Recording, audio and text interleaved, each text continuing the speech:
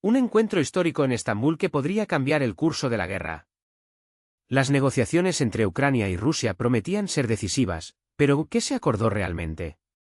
¿Putin está a punto de ceder o se trata de otra trampa? Descubra detrás de escena de las conversaciones que sacudieron al mundo, con desarrollos simultáneos en 3 ciudades turcas. Mientras Rusia lanza una nueva ofensiva militar, un avión de combate es interceptado en el espacio aéreo de Estonia, estallan protestas en las calles rusas y la comunidad internacional se moviliza. ¿Juzgará finalmente el Tribunal Penal a Putin?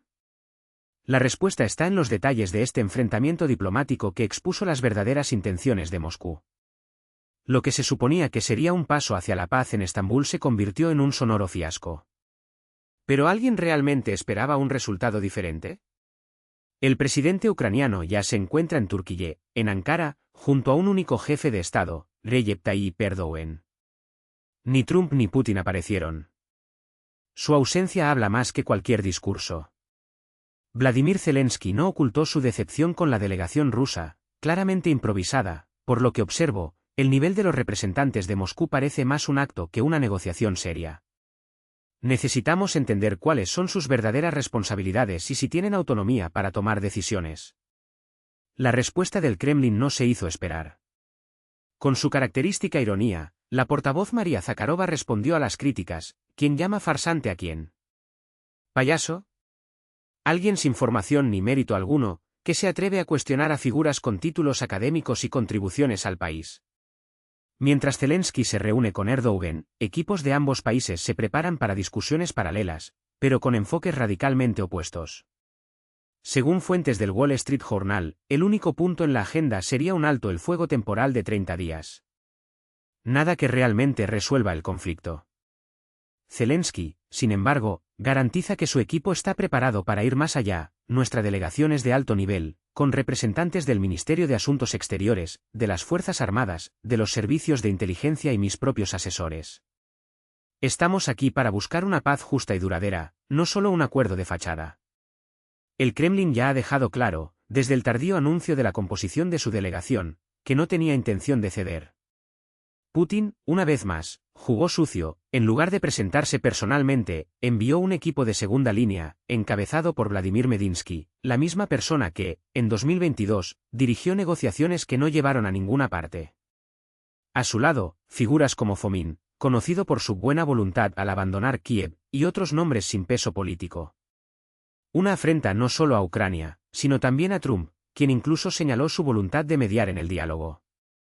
El secretario general de la OTAN, Mark Rutte, no tuvo dudas al analizar la maniobra. Está claro que Rusia envió una delegación de bajo nivel, sin autoridad real. Todo el mundo sabe que la pelota está en su tejado. Ucrania quiere negociar urgentemente y gracias al apoyo de los Estados Unidos, especialmente de la administración Trump, se ha superado el impasse. Ahora le toca a Rusia dar el siguiente paso. Mientras tanto, el Senado ruso insiste en calificar la reunión como una continuación del diálogo iniciado hace 3 años. En otras palabras, las mismas exigencias escandalosas: neutralidad forzada de Ucrania, desmilitarización, reconocimiento del ruso como lengua oficial, veto a la entrada en el bloque occidental y anulación de todas las sanciones. Exactamente lo que llevó al fracaso de las conversaciones en 2022, cuando Moscú impuso un ultimátum inaceptable: la rendición de Kiev. 3 años después, el Kremlin repite el mismo guión, y con los mismos actores. ¿La diferencia? Zelensky cumplió su palabra y estuvo presente. Putin, no. Trump, que incluso consideró un encuentro personal con el líder ruso, se retiró tras la negativa de Moscú. No me lo esperaba, admitió el expresidente estadounidense. ¿Por qué iba a ir si yo no fui? Podría haber ido, pero no tenía intención de hacerlo. Y dije, creo que... Y él no irá si yo no voy. Al final, ¿lo hice bien? ¿El resultado?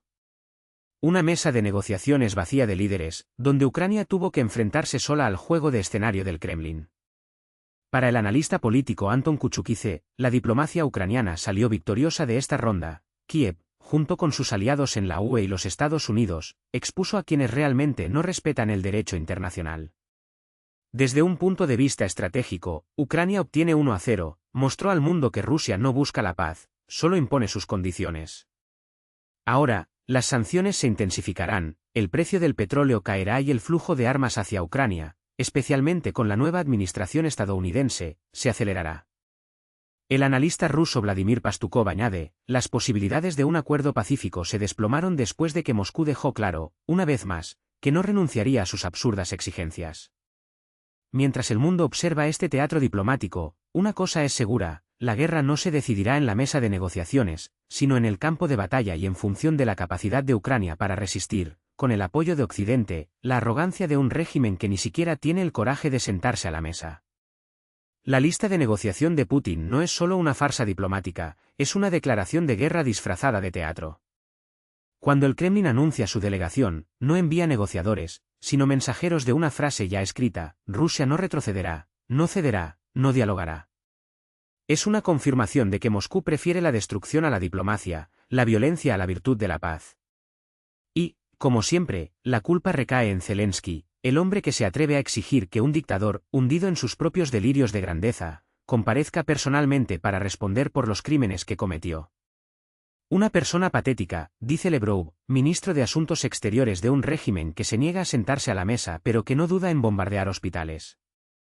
La ironía es tan espesa que asfixia. Mientras Rusia acusa a Ucrania de la intransigencia, son los tanques de Putin los que avanzan, son sus bombas las que caen sobre los civiles, es su ejército el que quema ciudades enteras. Pero, por supuesto, para el Kremlin la lógica es la inversa, la víctima es el verdugo y el agresor es el que se defiende. Mientras tanto, detrás de escena de la geopolítica, los verdaderos movimientos están en marcha. En Antalya, el ministro de Asuntos Exteriores de Ucrania, Dmytro Kuleba, se reunió con figuras clave de Estados Unidos, no por casualidad, sino para alinear la estrategia de Kiev con la de Washington en un momento en el que cada palabra, cada gesto, puede definir el futuro de millones de personas. El mensaje fue claro: Estados Unidos agradece a Ucrania por su disposición a negociar, mientras que Rusia ni siquiera se molesta en disimular su desdén. ¿Y qué hace Trump, el expresidente que todavía sueña con un acuerdo con Putin? Declara, con la arrogancia de quien cree que el mundo gira en torno a él, que no pasará nada hasta que él mismo se siente a la mesa. Como si la guerra fuera un reality show a la espera de su próximo episodio, como si no se estuvieran quitando vidas en estos momentos. Pero la realidad no espera a Trump, ni a Lula, cuyo avión pasó 4 horas en el aeropuerto de Vnukovo, esperando a un Putin que ni siquiera tuvo la decencia de presentarse. El presidente brasileño, uno de los últimos en insistir en una neutralidad que huele a complicidad, fue humillado en suelo ruso, ningún apretón de manos, ninguna foto, ningún gesto más que una fría llamada telefónica, calculada para ser lo más mínima posible. Hablaron por teléfono durante una escala técnica.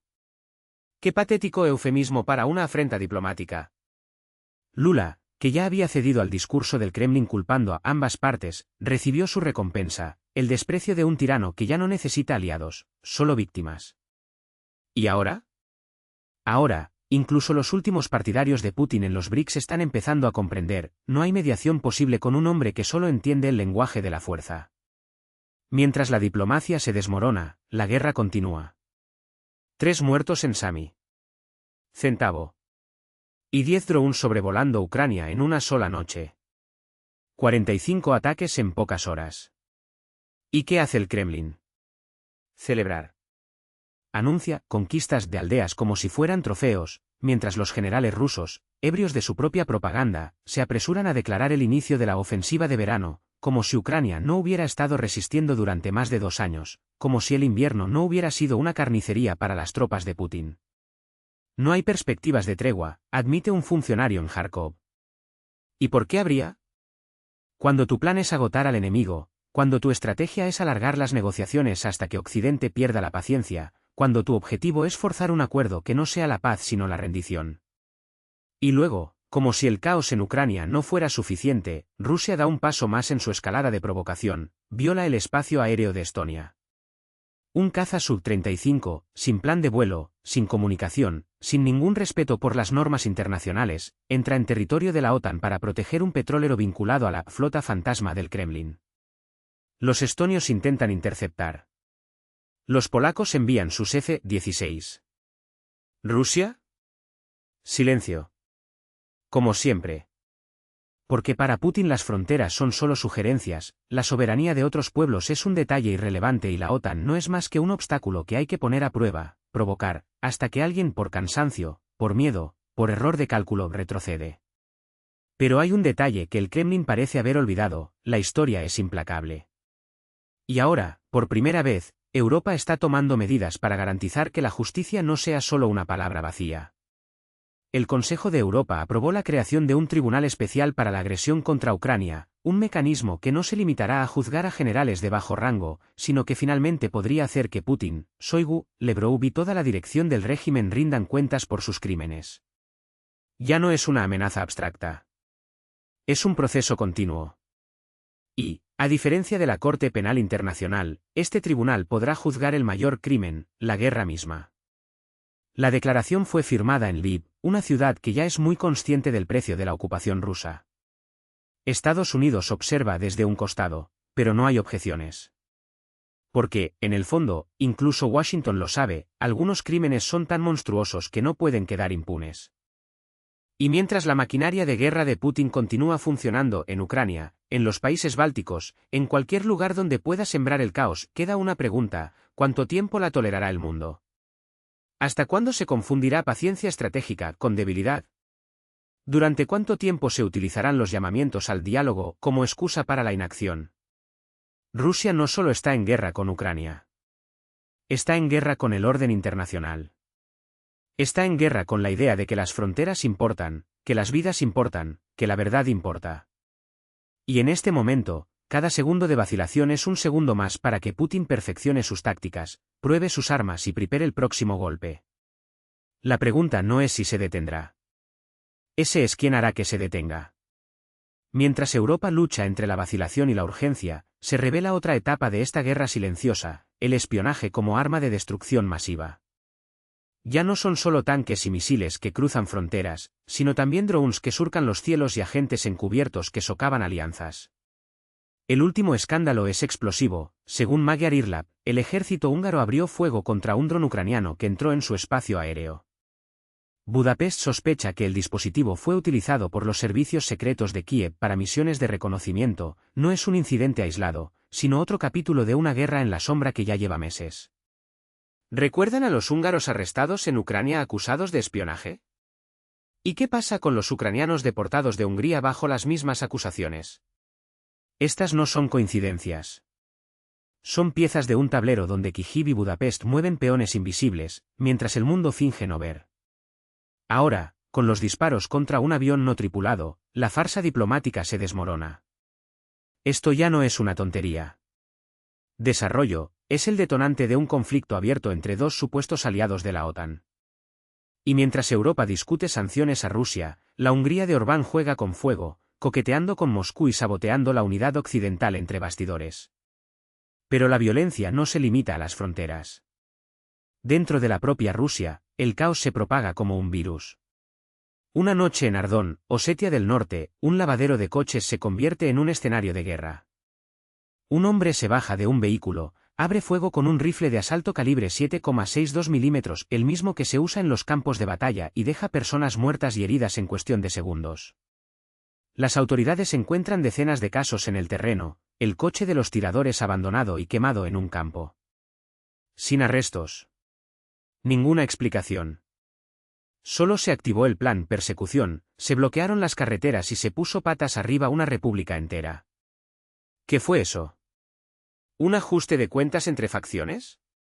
¿Una señal de que la guerra en Ucrania está infectando las calles rusas? Las autoridades guardan silencio. Los ciudadanos tiemblan. Y el patrón se repite: en Karelia, un soldado borracho mata a tiros a un hombre en un bar y luego dispara a la policía en una huida desesperada. Este no es un crimen común y corriente, es un síntoma de un país en colapso, donde las armas de guerra circulan como moneda de cambio y la ley se ha convertido en una broma. Mientras tanto, al otro lado del mundo, el dinero habla más que las balas. Donald Trump, el maestro de las transacciones de miles de millones de dólares, cerró el mayor acuerdo de la historia en Doha: $1 billón en contratos con Qatar, energía, tecnología, aviones. 160 Boeing 777 para Qatar Airways, en un paquete valorado solo en 200.000 millones de aviones. Estados Unidos ya no está exportando la democracia como bomba, está vendiendo poder, influencia y dependencia. E Irán, asfixiado por las sanciones, se inclina, según Reuters. Teherán está dispuesto a firmar un nuevo acuerdo nuclear con Trump a cambio del fin del estrangulamiento económico. Ganó la diplomacia del petrodólar. Una vez más. Pero no todo son victorias para el magnate. Hollywood declaró la guerra.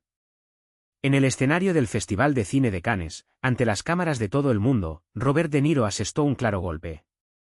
No fue solo una crítica, fue un libelo contra el autoritarismo disfrazado de política. Trump, el hombre que se proclamó censor jefe de la cultura estadounidense, quiere grabar al 100% todas las películas producidas fuera de Estados Unidos. La creatividad no tiene precio, pero este gobierno cree que puede ponerla a la venta, dijo De Niro, con Leonardo DiCaprio a su lado, ante el aplauso de un público que entendió, no se trata de cine, se trata de libertad. Hollywood contra la Casa Blanca, una batalla que define quién controla la narrativa. Y, por primera vez en años, los artistas no solo miran. Están peleando. El mundo está en llamas, pero la pregunta sigue siendo, ¿cuánto tiempo seguiremos fingiendo que esto es normal? ¿Hasta cuándo aceptaremos que drones espías sobrevuelen países aliados, que soldados borrachos maten a civiles en las calles, que dictadores negocien impunidad por miles de millones de dólares? La historia no perdona a quienes guardan silencio. Y, en este mismo momento, el silencio es complicidad. No podemos darnos el lujo de simplemente mirar. El momento de actuar es ahora.